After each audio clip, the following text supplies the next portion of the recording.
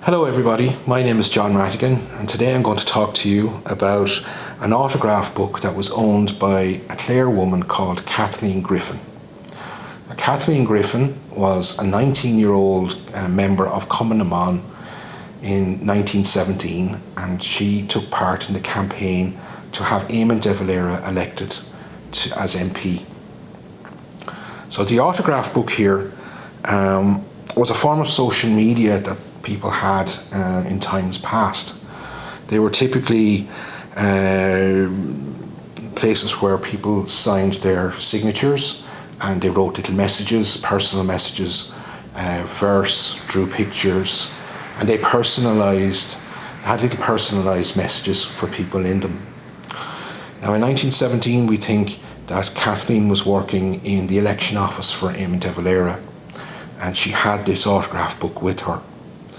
And members of the IRA and the Irish Volunteers who had been rounded up after the 1916 Rising were released in 1917, and they gradually filtered their way down into Ennis in July 1917 to campaign for DeValera.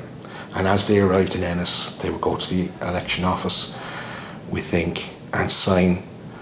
Her autograph book would be signed there. She had an opportunity to invite them to sign them.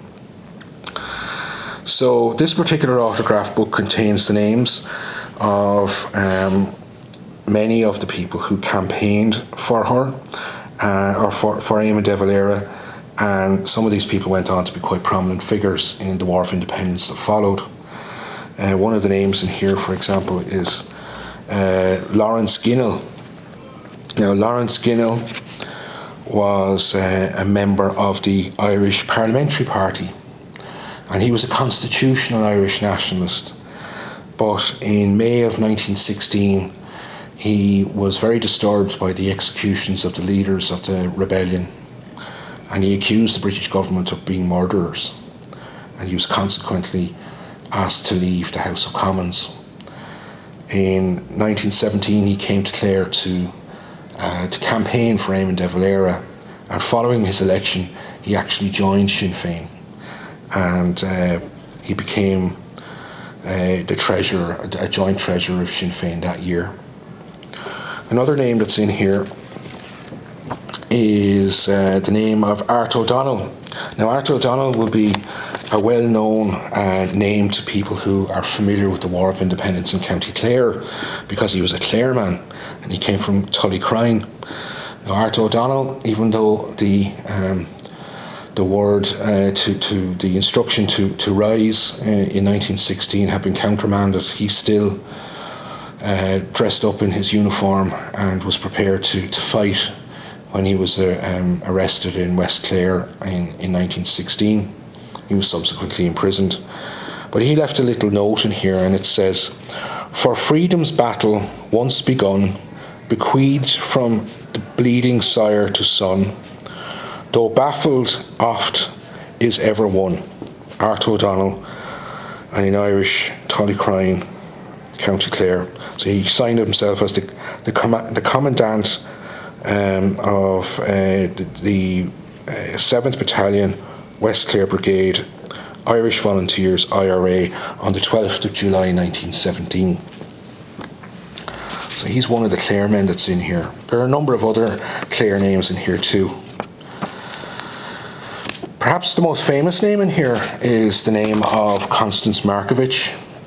And Constance actually signs this book 3 times in different places. In one in one page, she comments to Kathleen about how she enjoyed a walk on the Quinn Road with her. So it would appear that perhaps it wasn't all campaigning, that there was some leisure involved happening as well during the campaign. So it's signed Constance Markovich, IRA, Easter week 1916. Then she gives the names of some of the prisons she was in: Kilmainham, Mountjoy, her prison number B174, and Q12 Aylesbury. That would be her prison number in Aylesbury Prison. And it's signed Ennis, July the 9th, 1917. Constance Markovich stayed in the Old Round Hotel in Ennis when she was here, and we know that because we have the registration form that she signed when she signed into the hotel.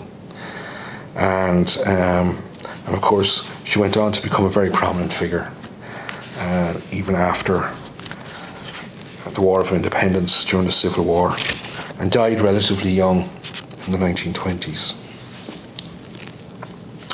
We have the name Austin Stack in here, and Austin Stack is well known. He was a Kerryman. He was born in Tralee and was a captain of the 1904 All-Ireland football team that won the All-Ireland that year, the Kerry team. And he campaigned in Clare and signed it whilst assisting DeValera's candidature East Clare 1917. He gives his prison number as Q224, but he doesn't say what prison he was in. A lot of these signatures are in Gaelic, and Austin's is an example of that. He was against the treaty in the Civil War and subsequently went on hunger strike before he was eventually released. But he never really recovered from 41 days of self-imposed fasting, and he died at a relatively young age of 49 in the 1920s, later in the 1920s. So he's often seen as a martyr for the anti-Civil War, the anti-treaty side in the IRA at that time. So these are some examples of the names that occur in this particular autograph book. I suppose it's an example of the complexities of the time. That Kathleen Griffin, while she served her country during the War of Independence, she subsequently met and fell in love with a former British soldier, and in time she married him, and she eventually moved to England, where she raised a family. And it was through her descendants that this particular autograph book returned to Clare in recent years. So it's a very interesting autograph book. It's a very interesting object to have in the museum, because it sheds some light on the role of women during the struggle for Irish independence. Women were often sidelined in that story, particularly members of Cumann na mBan, who played a very prominent role at that time.